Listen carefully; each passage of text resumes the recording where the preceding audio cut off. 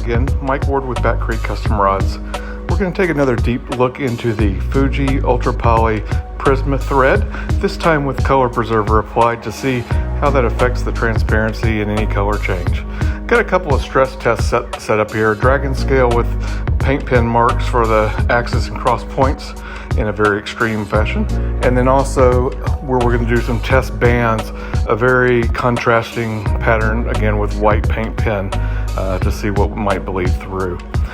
In our banding test, we're going to do a control with no color preserver and then 2 coats of Chromasil color preserver for each of the colors. And then we'll wrap the dragon scales with 2 coats of color preserver as well. Here you see the results after 2 coats of color preserver are dried on the bands.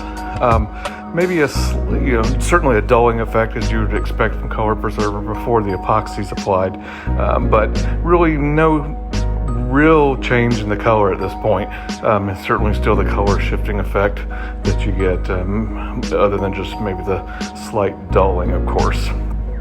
And then as we move over into the dragon scales, definitely still see the color shift effect.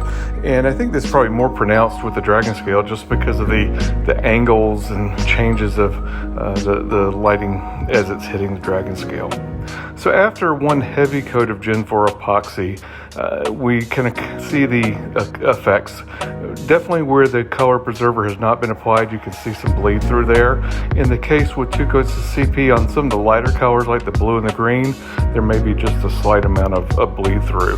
On the dragon scale, however, with color preserver, we're not really seeing any of the bleed through at all this time, so it's quite a good outcome. And as we look at the video of the post-epoxy application, again, you can see the bleed through in almost all cases with the Gen 4, heavy Gen 4 coat applied, but no CP. And in the cases of the CP, maybe just the faintest amount of bleed through that you're seeing. Of course, this isn't something you would really ever have in real life. Certainly, I would hope you wouldn't have any kind of marks at that level of intensity just for a solid wrap. And then on the dragon scale, not really seeing it at all in this case. So I think that's good sign with the CP, and still definitely getting some nice color shift, nice color effects. 1 or 2 of the colors may be just a hair darker after the CP application, but still a really cool effect that's going on. And that's all we got today.